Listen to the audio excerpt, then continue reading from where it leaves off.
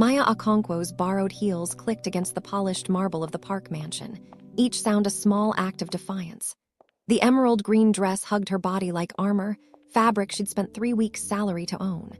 8 months she'd been invisible here, a shadow who served dinner and disappeared, existing only in the spaces between Seoul's elite and their secrets. Tonight, she was done being invisible. She made it exactly 12 steps before everything exploded. The sound of shattering crystal, something heavy crashing into a wall, then footsteps, controlled but deadly, coming from Park Min-ho's study. Maya's breath caught in her throat. She'd barely spoken to him since starting work here. Once during her interview when he'd looked through her instead of at her. Once delivering his morning coffee while he ignored her existence. Once when those coal-black eyes had finally focused on her face and he'd said in clipped Korean, "Silence is your greatest asset. Keep it that way." The study door exploded outward hard enough to crack the doorframe. "Where the hell do you think you're going?" His voice was quiet, dangerous, the kind of calm that came before devastation. Maya turned slowly, willing her legs to stop trembling. Park Min-ho filled the doorway, blood trailing from his knuckles onto the pristine white floor. His shirt was drenched in what smelled like expensive scotch. Those eyes, black as midnight, locked onto her like she was prey he'd been hunting. "I have plans," Maya said, shocked when her voice didn't shake. "Cancel them." He moved forward. "It's my night off. I don't care." His security team materialized behind him like ghosts. Choi Sang-woo, his head of security, stood frozen, eyes bouncing between them like he was watching a grenade with a pulled pin. Nobody spoke. Nobody moved. The mansion itself seemed to stop breathing. Min-ho's jaw clenched. "Take it off." "Excuse me?" "The dress, take it off now." Maya lifted her chin, feeling the silk shift against her skin. "I bought this with my money. I'll wear what I want on my own time." Something flickered across his face, surprise maybe, or fury so cold it looked like glass about to shatter. He closed the distance in 3 long strides until he was close enough that she could smell scotch and copper and something darker that made her pulse race. "You work in my house," he said, voice dropping to a whisper that felt louder than screaming. "Everything in it belongs to me. I don't belong to anyone." The silence between them stretched for 5 endless seconds. Neither blinked, neither backed down. Then Min-ho turned sharply to Sang-woo and spoke in rapid Korean. "Find out where she's going, who she's meeting. Names, places, everything. Cancel the meeting with the Jeong family." Sang-woo's eyes went wide. "Sir, that meeting has been in the works for 4 months. Did I ask for your opinion?" "No, sir." Min-ho walked back into his study. The door slammed so hard a painting fell off the wall. Maya left before her hands started shaking, before anyone could see her knees threatening to give out, before the terror and adrenaline caught up to what her mouth had just accomplished. Working at Park Estate meant mastering the art of invisibility. Maya had become an expert. She cleaned like wind, served like a ghost, present but unseen. She'd arrived in Seoul 8 months ago with nothing but a work visa and desperate need to escape Lagos, to escape the life that had been slowly suffocating her. The job paid more than she could earn anywhere else. The rules were simple. Don't ask questions, don't make waves, don't exist outside the uniform. But that emerald dress in the boutique window in Itaewon had awakened something she thought was dead, the part of her that remembered being human, being wanted, being visible. She hadn't expected him to notice. Park Min-ho controlled Seoul's elite from behind the legitimate empire of Park Industries. Politicians courted his favor. Competitors feared him. He manipulated everything he touched with surgical precision and ruthless calculation. He didn't notice maids. Except now he did. 3 days after the green dress incident, Maya found a box on her bed. Inside was a couture gown, midnight blue with a price tag that made her dizzy. No card, no explanation, just expensive fabric and an unspoken command. She buried it in her closet and pretended it didn't exist. The next day, shoes appeared. French leather, her exact size. The day after, jewelry, emeralds that probably cost more than her family's house in Lagos. Maya touched none of it. On the 5th day, Min-ho cornered her in the tea room. It was past midnight. She couldn't sleep, her mind replaying that confrontation endlessly.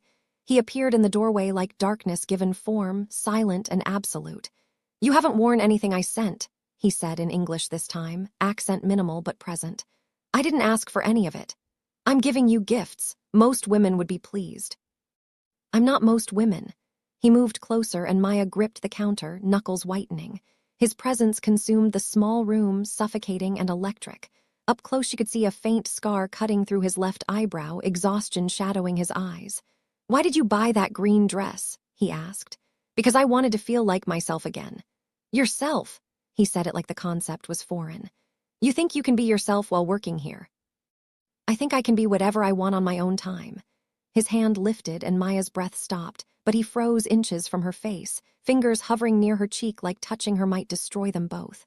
"You're mine, Maya Okonkwo," he said softly. "The sooner you understand that, the easier this becomes. I'm not yours, I'm not property." Something dangerous flashed in his eyes, something that almost looked like anguish. "We'll see." He left. The tea went cold. Maya didn't sleep that night or many nights after. The surveillance began immediately. His men were everywhere. Market trips meant 2 guards trailing at a distance. Garden breaks meant at least 3 watching from strategic positions.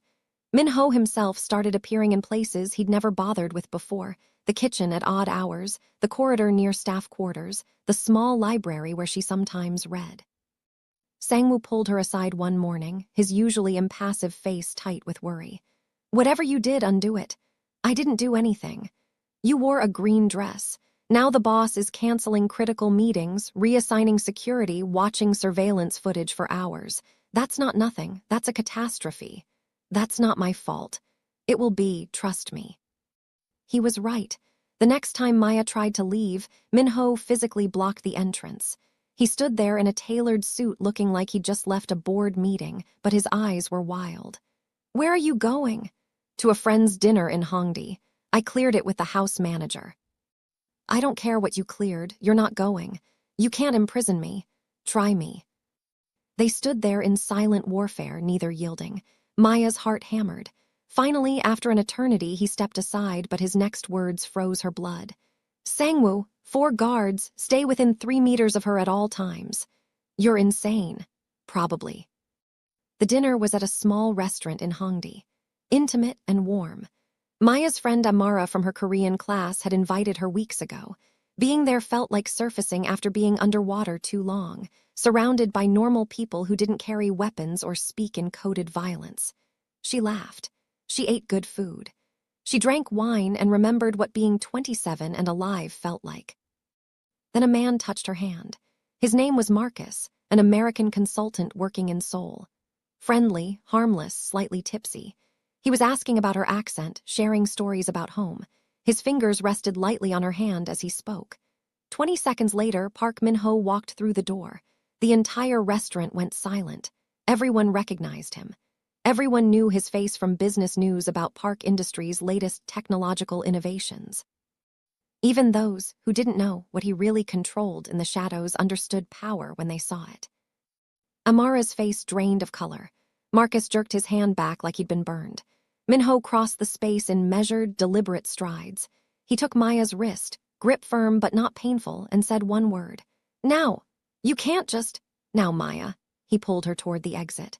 She didn't resist because she could see barely controlled rage simmering beneath his skin, could feel violence humming through him like electricity. The guards materialized behind them. They reached the black car in silence. He guided her inside, slid in after her, slammed the door. The driver didn't need instructions. They drove, city lights blurring past tinted windows.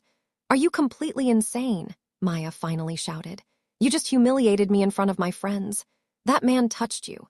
He was being friendly. I don't care what he was being." Min-ho's composure shattered. "Do you understand what it does to me, watching you walk away, watching other men look at you, touch you? That's not my problem. I know." He slammed his fist against the seat. "I know it's not your fault, but I can't stop it. I can't stop thinking about you. I can't stop watching you. I can't stop needing." He cut himself off, breathing hard. The car filled with silence except for their ragged breathing. The driver kept his eyes forward, pretending deafness. "Needing what?" Maya whispered. He turned to her and she saw past the control, past the power, to raw desperation underneath. I need you, and it's destroying everything I am." Something fundamental shifted in that moment, something irreversible. "I'm not a possession," Maya said quietly. "I know. I'm not a prize to be won or a problem to solve with money. I know. Then what am I to you, really?" He reached out slowly, giving her time to pull away. His hand cupped her face, thumb brushing her cheekbone with unexpected gentleness. Everything. You're everything I didn't know I was missing and everything I can't survive without. Maya should have pulled away, should have demanded he take her back so she could pack and leave, should have run before this went further. Instead, she leaned into his touch. "This is dangerous," she whispered. "I know. People will notice, your enemies will see. Let them. You could lose everything. I already have. I lost control the moment you walked down that hall in green." He kissed her then, and it wasn't what Maya expected. Not possessive or controlling, but desperate and almost reverent, like he was afraid she'd vanish if he let go.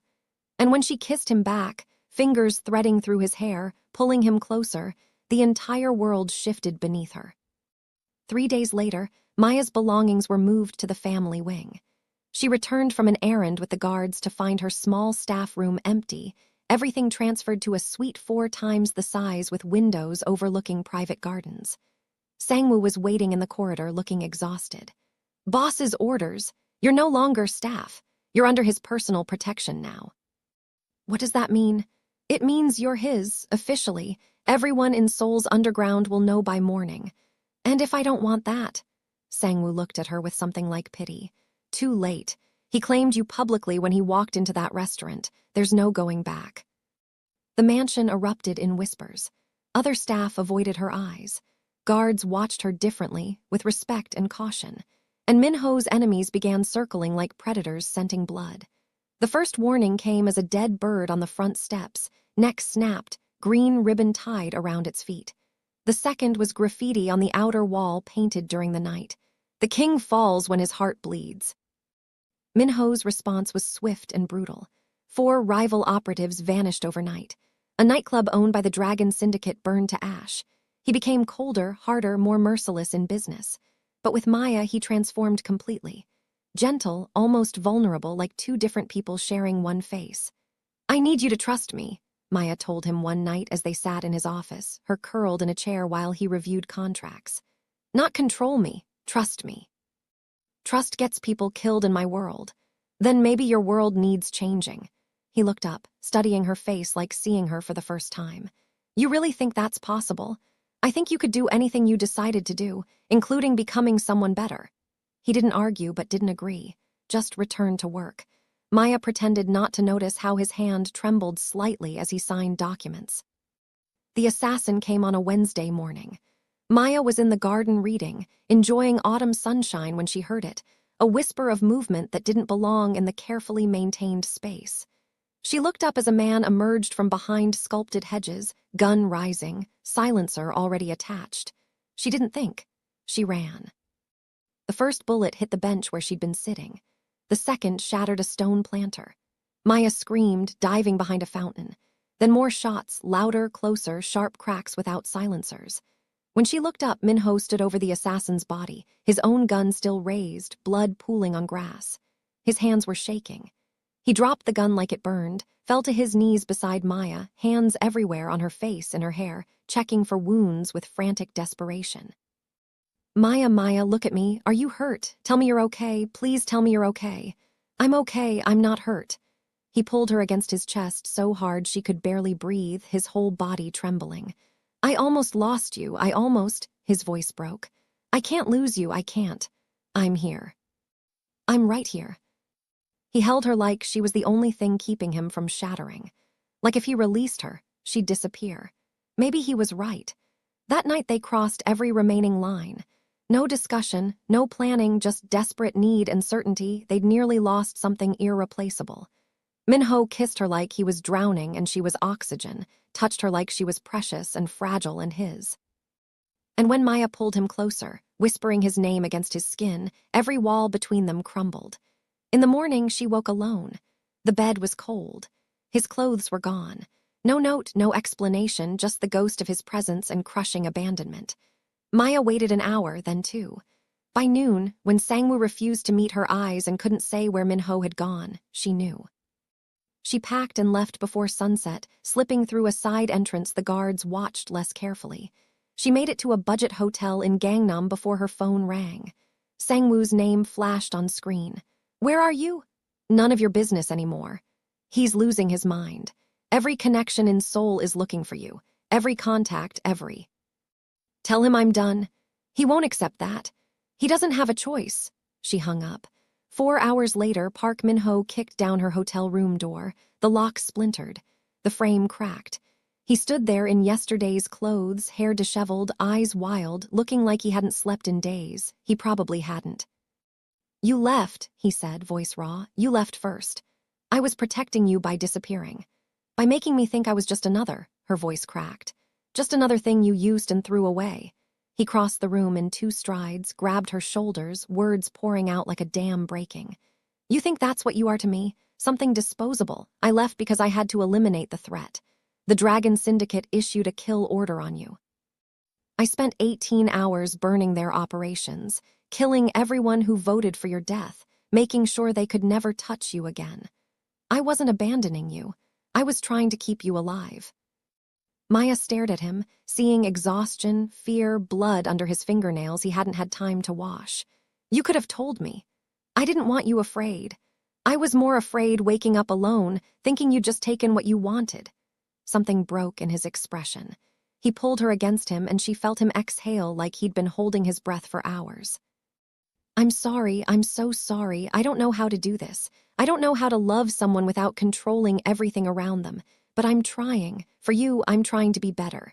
Then trust me enough to let me choose. I do, I will. Promise me. I promise. They returned to the estate together. This time everyone knew what she was to him. Not a secret, not a weakness. A choice he was making publicly. Consequences be damned. But the Dragon Syndicate didn't forgive easily. They took Maya in daylight 3 weeks later. 4 black vans, 15 operatives, a coordinated assault that bypassed every security measure Min-ho had implemented. She fought, screamed, even broke one man's jaw, but they were professionals, and she was one woman against trained killers. She woke in a warehouse smelling of rust and seawater, hands zip-tied behind her back, head pounding. A man in an expensive suit stood over her, smiling like this was entertainment. Ms. Okonkwo, the woman who brought the great Park Min-ho to his knees. I wonder what he'll pay to get you back. He won't negotiate with you, Maya said, tasting blood. Oh, I know, that's what makes this fun. He'll come himself, and when he does, we'll be ready. But they weren't ready. Not for what Min-ho became when someone took what was his. Within 8 hours, Dragon Syndicate operations across Seoul were burning. Within 15, their leadership was dead or fled. Within 20 hours, Park Min-ho walked through that warehouse door like death incarnate. What followed wasn't elegant or controlled. It was brutal and efficient and terrifying. He killed everyone between her and the exit. When he reached Maya, he broke the zip ties with bare hands, ripping plastic like paper. I've got you now. He carried her out. She didn't remember most of the journey back, consciousness fading. But she remembered his voice, steady and sure, telling her she was safe. Remembered feeling protected even covered in someone else's blood. At the estate, Min-ho cleaned her wounds himself, hands gentle despite violence still humming under his skin. He didn't speak. Neither did she. Words felt inadequate. Finally, as he bandaged the last cut on her arm, he said, I love you. I don't know when it happened. Maybe when you wore that green dress. Maybe the first time you looked at me without fear. But I love you, Maya Okonkwo, and I'm done pretending I can live without you. I love you too. I'm going to change for you. I'll change everything. I'm already dismantling the illegal operations. Park Industries will be completely legitimate within a year. No more blood money, no more violence. Just you and me building something clean. You'd really do that? I'd do anything for you. I'd burn everything down if it meant keeping you safe. He kissed her then, and it tasted like promises and hope and a future Maya hadn't dared imagine. But there was one final threat from inside the house. Park Yi-sung, Min-ho's cousin and former advisor, attempted a coup 3 weeks later. He wanted the empire back, wanted old ways restored. He gathered loyalists who thought Min-ho had gone soft, that love had made him weak. The attack came at midnight. Gunfire, shouting, chaos erupting through the mansion like a storm. Min-ho shoved Maya toward a hidden panic room built into the wall. Stay here. Don't come out until I come for you. Be careful. Always. He kissed her hard and fast, then disappeared into violence.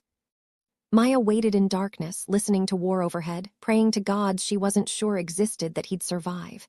Minutes crawled like hours. Then finally, silence. The door opened.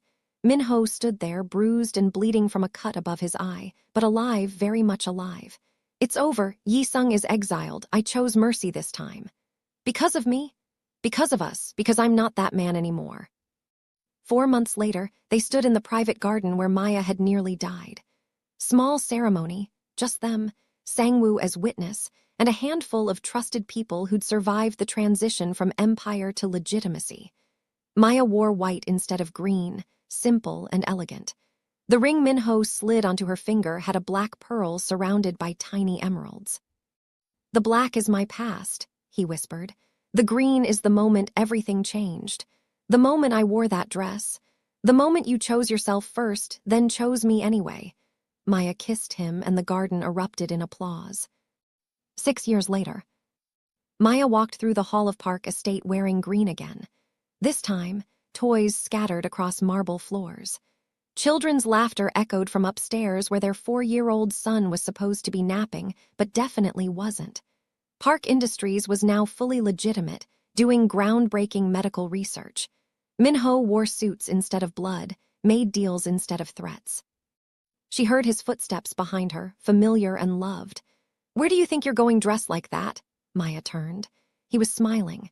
No violence in his eyes anymore, just love and mischief and comfortable intimacy of people who'd chosen each other every single day for 6 years. Wherever I want, she said. The same words she'd once said in fear, now spoken with joy. Good answer. He pulled her close, kissed her forehead. But maybe I'll come with you this time. Always. They walked out together, hand in hand, into a life they'd built from ashes and green dresses and impossible choices. A life where control became trust, where power became partnership, where a monster became a man and a maid became a queen. All because one night a woman decided to exist. If you made it this far, you're part of this journey. Drop a comment and tell us what you would have done in Maya's position. Would you have worn that green dress knowing the risk? Would you have stayed or run? And if you want more stories about love, redemption, and people who transform for each other, hit that subscribe button right now. Like this video if you felt every moment of this transformation, because stories like this only matter when they're shared. Thank you for being here. Thank you for witnessing this love story. Now go be brave enough to exist just like Maya.